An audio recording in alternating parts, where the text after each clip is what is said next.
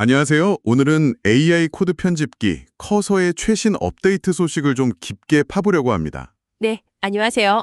특히 0.49, 0.50 버전의 주요 변경점이랑 이걸 활용해서 생산성을 확 끌어올릴 수 있는 팁들을 개발 동생 유튜브 채널 내용을 바탕으로 한번 정리해 볼게요. 네, 커서가 정말 빠르게 발전하고 있죠.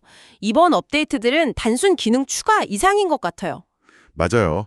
그래서 저희 목표는 이 핵심 변경 사항들을 여러분이 좀 빠르게 캐치하시고 특히 그 멀티 에이전트 워크플로우 중심의 팁들 있잖아요.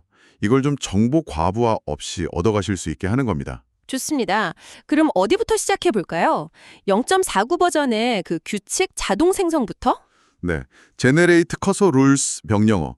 기존 채팅 내용으로 AI가 규칙을 딱 만들어준다니 이게 그냥 편한 걸 넘어서는 거겠죠. 그렇죠. 단순히 뭐 규칙 작성이 쉬워졌다기보다 AI를 약간 내 스타일에 맞게 길들이는 과정이 좀 더 시스템화된 거죠. 아, 길들인다. 네네. 네.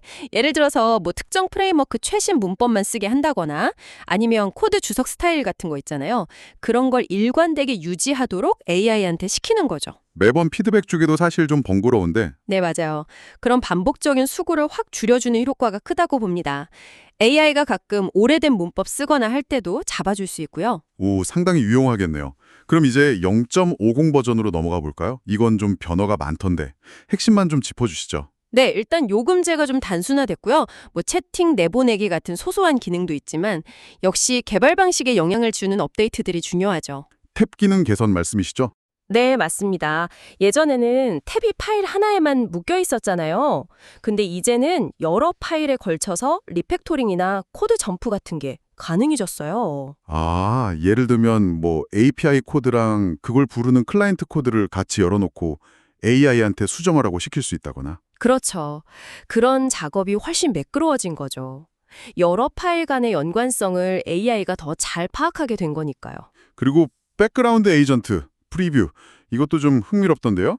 로컬이 아니라 원격 서버에서 돈다고요? 네, 아직은 프리뷰 단계고 개인정보 보호 모드를 꺼야 쓸 수 있다는 점, 그리고 보안 우려가 좀 제기되고 있어요. 보안 우려라면 혹시 그 프롬프트 주입 공격 같은 건가요? 네, 맞아요. 예를 들어서 뭐 악성 웹페이지 같은데 숨겨진 명령 때문에 내 코드가 외부로 유출될 수도 있다는 거죠. 아직 제3자 감사도 좀 부족하고요. 그럼 아직은 좀 조심스럽게 접근해야겠네요. 나중에 개인정보 보호 모드 켜고도 쓸 수 있게 되면 그때 제대로 써봐야겠군요. 네, 그게 안전할 것 같습니다. 그리고 전체 코드 베이스 컨텍스트를 포함시키는 방식도 바뀌었죠. 아, 맞다. 설정에서 include folder context 이걸 켜야 하고 채팅창에 at 이렇게 입력하는 걸로요. 네, at는 최상위 디렉토리, at 폴더명 이렇게 하면 특정 폴더 컨텍스트를 가져오는 식이죠. 기존 기능이 이걸로 대체됐습니다. 대용량 파일 편집 성능도 좋아졌다고 하던데요. 엔트로픽 모델만 일단 지원한다지만 네, 예전에는 파일을 통째로 불러왔는데 이제 필요한 부분만 읽어서 수정하는 방식이라서 체감 속도가 거의 2배 빨라졌다고 합니다. 와, 2배요? 이게 또 멀티코드 베이스 지원이랑 시너지가 나겠네요. 그렇죠. 예전엔 최상위 워크스페이스 하나만 인식했는데 이제 여러 폴더, 그러니까 예를 들어 프론트엔드랑 백엔드 저장소를 한 창에 같이 열어놔도 AI가 관련 컨텍스트를 잘 찾아서 작업할 수 있게 된 거죠. 대용량 파일 로딩 걱정 없이요. 오, 그럼 이제 이런 업데이트를 바탕으로 그 개발 동생 채널에서 강조한 생산성 팁으로 넘가 보죠. 제일 눈에 띈 건 역시 오토론 모드 재평가였어요. 아, 네. 그 욜로 모드라고 불렸던 거요? 네.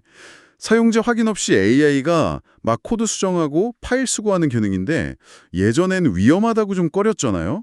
근데 이제는 거의 게임 체인저라고 하시더라고요. 맞아요. 그 사이에 제어 기능이 많이 세분화됐거든요. 예를 들면 deny 리스트로 RMRF 같은 진짜 위험한 명령어는 아예 막아버리고 파일 삭제나 뭐 닷파일 같은 건 또 보호 설정을 걸 수 있고요. 아하, 안전장치가 생겼군요. 네. 그래서 그 채널 운영자분은 이걸로 AI 코딩 비중을 거의 80%까지 늘리셨다고 해요. 속도가 엄청 빨라진 거죠.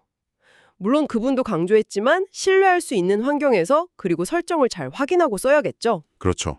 무턱대고 켜는 건 위험하겠고 설정을 꼼꼼히 봐야겠네요. 또 린트 오류 자동 수정 같은 것도 있었고 아, AI 기반 TDD. 이거 진짜 신기했어요. 네, TDD, 테스트 주도 개발이요. 이게 이론은 참 좋은데 사실 좀 번거롭잖아요. 테스트 짜고 그거 통과하는 코드 만들고 또 리팩토링하고 시간도 많이 들고. 네. 근데 이걸 AI가 테스트 작성부터 코드 개선, 통과까지 쭉 반복해 준다는 거예요. 오토런이랑 같이 쓰면 진짜 거의 자동화되는 거죠. 개발 방식 자체가 바뀔 수도 있겠다 싶었어요. 와, 이건 진짜 혁신적인데요. 그리고 마지막으로 멀티 에이전트 워크플로우. 세 탭으로 여러 AI 작업을 동시에 돌리는 거예요. 네, 이게 또 물건입니다. 기존 유챗은 이전 작업을 중단시키는데 새 탭은 병렬로 돌릴 수 있거든요. 마치 비서 여러 명한테 각기 다른 일을 동시에 시키는 느낌이겠네요. 근데 작업끼리 충돌하거나 하진 않나요? 커서 내부적으로 그걸 꽤 지능적으로 관리해 준다고 해요. 그래서 여러 작업을 동시에 걸어놓고 그 completion 사운드 설정해 두면 완료될 때 소리로 알려주니까 다른 일에 집중할 수도 있고요. 실무에서 정말 유용할 것 같아요. 오, 완료 알림음까지? 확실히 생산성 향상에 초점을 맞췄네요. 물론 그래도 AI가 제대로 하고 있는지 중간중간 확인은 해야겠죠. 당연하죠. 아무리 자동화돼도 방향이 틀어지면 안 되니까요. 예를 들어 AI가 엉뚱한 모델을 쓰고 있다 싶으면 바로 채팅으로 이 모델 말고 저걸로 해줘 이렇게 개입해야죠. 네, 알겠습니다. 자, 그럼 오늘 내용을 좀 정리해보면 커서가 규칙 자동 생성이나 멀티 파일 코드베이스 지원 강화 같은 업데이트로 AI 활용도를 높였고 네, 그리고 이걸 오토런, AI TDD, 멀티탭 워크플로우 같은 전략이랑 잘 조합하면 개발 생산성을 정말 비약적으로 높일 수 있다는 거죠.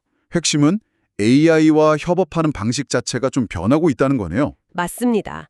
예전처럼 AI 하나한테 순서대로 일 시키는 게 아니라 여러 AI 에이전트랑 동시에 병렬적으로 협업하는 방식으로 개발 패러다임 자체가 바뀔 수도 있다는 가능성을 보여주는 것 같아요. 자, 그럼 마지막으로 여러분께 질문 하나 던져보겠습니다.